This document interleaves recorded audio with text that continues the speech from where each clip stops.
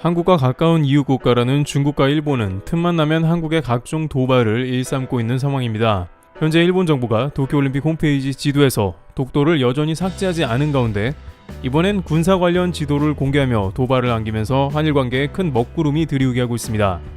또한 중국은 끊임없이 한국은 중국의 속국이라면서 한국의 모든 문화를 중국화시키고 있는 상황입니다. 하지만 이러한 상황은 오히려 한국뿐만 아니라 또 다른 강대국들을 자극하는 형국이 되고 있습니다. 특히 러시아와 미국은 이들이 벌이는 일들과는 정반대되는 일들을 진행 중으로 확인되고 있습니다. 현재 중국과 일본이 벌이는 일과 전 세계에서 오히려 그들이 비웃음을 당하는 상황을 살펴보도록 하겠습니다. 첫 번째, 중국, 러시아에 크게 놀라는 이유. 중국은 최근에도 조선족 등의 한복을 입혀서 쇼핑몰 한가운데에서 퍼포먼스를 벌였습니다. 쇼핑몰 한가운데 에스컬레이터에서 중국인들은 갓을 쓴 한복 혹은 왕비의 모습 등을 따라해 꾸민 뒤에 이것이 자신들의 조선족의 역사라면서 한국의 한복이 중국 것이라는 퍼포먼스를 뻔뻔하게 벌인 것입니다.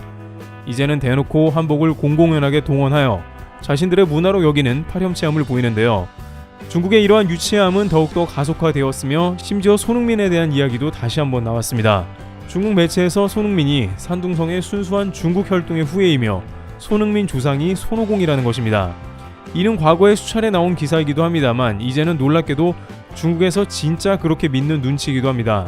실제 한 매체에서는 중국이 손흥민을 통해서 원래 중국 축구 실력이 위대함을 깨달아야 한다고 하면서 중국인 손흥민이 축구를 잘하는 것을 보면 중국인이 문제가 아니고 중국 시스템이 문제라는 주장을 합니다. 손흥민이 EPL 월드스타인이 시샘 가운데 본격적으로 중국인으로 둔갑시킨 것입니다. 또한 계속해서 한국의 주요 인물들인 세종대왕, 김구, 김연아 등 위인과 최근의 스포츠 스타들을 조선족으로 표기하는 등 한국과 연결된 조선족을 한국의 일부로 보는 게 아니고 조선족이 중국의 일부이므로 한국을 속국으로 보는 것입니다. 하지만 이러한 중국의 상황을 비웃기라도 하듯이 한반도와 국경을 닿은 러시아에서는 다른 움직임을 보입니다. 현재 한국과 러시아는 한러 수교 30주년을 앞두고 각종 행사 준비를 하며 양국의 관계를 강화하고 있습니다. 특히 2020에서 21년은 상호 문화 교류의 해로 선포되면서 대사관에서도 행사를 준비하고 있는데요. 최근 한국문화원과 한국관광공사, 모스크바 지사 등이 함께 2021년 5, 6월간 한국문화제 K-페스트를 개최하며 한국 고유의 문화를 전하는 모습이 나왔습니다.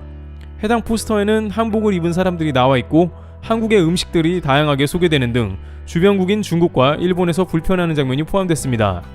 이러한 포스터는 온라인뿐만 아니라 러시아의 지하철 등에 일제히 게시되며 한국을 알리고 있습니다. 러시아에서는 당연히 한복을 한국 것이라 주장할 수 있고 김치를 한국 것으로 알고 있으며 인정해 주는 것이죠.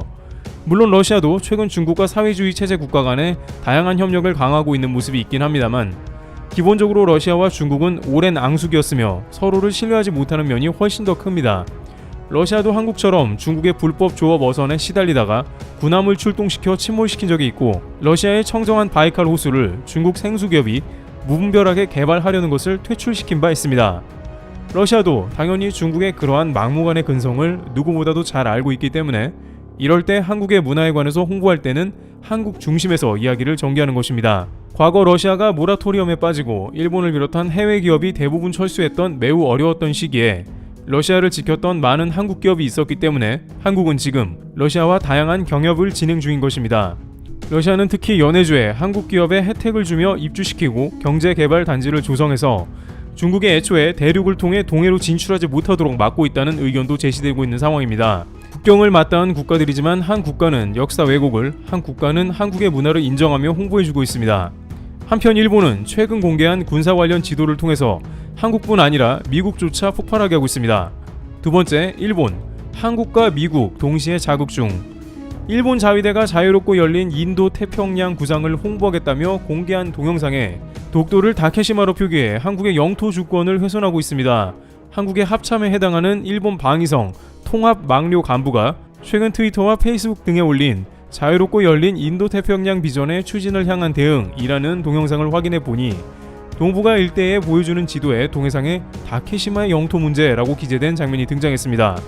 방위성을 비롯한 일본 정부는 독도를 다케시마라고 부르고 있으며 일본 고유 영토를 한국이 불법 점거하고 있다는 취지로 주장하고 있는데 이런 인식을 토대로 일본의 안보 정세를 설명하는 장면을 동영상에 반영한 것입니다. 문제는 이 동영상이 자위대와 프랑스군의 연합훈련이나 일본, 미국, 호주, 프랑스의 합동훈련 등을 소개하고서 자유롭고 열린 인도태평양을 실현하기 위해 자위대가 노력한다고 부각하는 내용으로 되어 있는 것입니다. 그런데 바로 이것은 한국을 자극할 뿐만 아니라 미국조차 크게 당황케 한다는 지적이 이어집니다.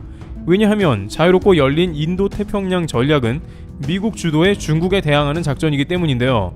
그런데 여기에 독도를 포함시킨 것은 독도의 주인인 대한민국을 적으로 돌리겠다는 의미인 것입니다. 그렇다면 이 작전을 주도하는 미국이 한국을 적대시하고 일본과 군사훈련을 한다는 의미도 동시에 들어갑니다. 그러나 이미 미국은 독도를 미국 의회에서 한국 영토로 인정하고 있는 지도도 공개된 바 있습니다. 게다가 미국이 한국을 적국으로 설정한다는 자체가 미국 입장과는 전혀 상관없는 일본의 기괴한 행보인 것입니다. 미국은 한국을 동북아시아의 린치핀으로 보는 동시에 매우 중요한 동맹, 혈맹이자 경제 파트너로 봅니다. 이번 한미 정상회담에서 미국의 모습은 어느 때보다 한국의 파트너십을 강화하고 협력하는 모습이었습니다. 한 설문조사에 따르면 트럼프 정부 때보다 미국인에 대한 긍정적 인식이 무려 25%가량 증가한 것으로 나왔습니다. 또한 세계적으로 봤을 때 미국을 가장 긍정적으로 인식하는 국가는 77%가 그렇다고 대답한 한국이었습니다. 그런 상황에서 일본이 떡하니 미국 중심의 인도태평양 전략에서 적국을 한국으로 설정해 놓은 모양새인 것입니다. 또한 미국은 틀어진 한국과 일본 사이를 중재하기 위해서 바이든 행정부 들어 더욱더 공을 들이는 모습이 나옵니다. 최근 G7 회담에서도 한미일 정상회담이 이뤄질 수 있도록 가능성을 높게 생각하고 있다고 백악관이 말했습니다. 그런데 일본은 도쿄올림픽 때도 독도 도발을 하더니 이제 미국의 인도태평양 전략에서도 또 그런 것입니다. 또한 미국뿐만 아니라 호주, 프랑스 등의 국가도 함께 훈련하는 이유 중 하나가 독도 때문이라고 갖다 붙인 것입니다. 이는 G7에서 양자 정상회담을 갖는 호주는 물론 프랑스도 일본에 굉장히 불쾌해할 수 있는 일입니다. 특히 호주는 한국과 방산 사업에서 어느 때보다 협력을 강화하면서 양국 간의 군사 협력을 꾀하고 있습니다. 그런데 일본은 선을 넘어서 호주가 일본과 훈련하는 이유 중 하나로 독도 침략을 넣어놓은 셈입니다. 일본에서는 그런 뜻이 아니라고 할지는 모르겠으나 분명 슬쩍 끼워 넣으며 그런 의도를 포함했을 것입니다. 동북아시아에서 한국을 중국과 같이 적국으로 돌리고 쿼드에서 제외하며 왕따를 시키려는 움직임입니다. 한국이 G7에 초대된 이유는 표면적으로는 바이오 의약품 생산 능력 세계 2위로 코로나에 대응 가능한 국가이고 제조업 세계 경쟁력 3위, 반도체 수출액 세계 1위, 1인당 GDP 최초 G7 국가 진입 등의 이유가 있습니다만 기본적으로 G7의 민주주의 국가들과 이념을 같이 하고 세계적인 평화를 도모하는 국가이기에 가능했던 것입니다. 하지만 일본은 G7에 초대받은 미국, 호주, 프랑스가 한국 독도 침공을 위해 훈련한다는 식으로 해놓은 것입니다. 이러한 일본의 외교는 결국 국제무대에서 도태되며 강대국들에게 재팬패싱을 당할 것으로 보입니다. 왜냐하면 많은 국가들이 한국과 협력하길 원하는데 일본이 방해가 된다면 일본은 자연스레 낙오되는 것이죠. 한편 중국도 한국이 G7에 참여하면서 한국에 지속적으로 압박을 가하는 모습이 나오고 있습니다. 하지만 한국은 이런 주변국들과의 도발과는 상관없이 이제는 실력과 외교력으로 이런 상황을 돌파할 것입니다. 한국은 이번 G7 회담에서 한국의 방역 성과를 공개하고 바이오 강국으로서 위상을 높일 것으로 보입니다. 또한 미래 첨단 산업에서 많은 국가들이 한국과 협업하길 원하며 일본은 오히려 뒤로 밀려날 것으로 보입니다. 앞으로 강대국들의 러브콜을 받으며 한국이 G7 멤버로 가입될 수 있는 기회가 될 것으로 관측됩니다. 트리블튜브였습니다. 감사합니다.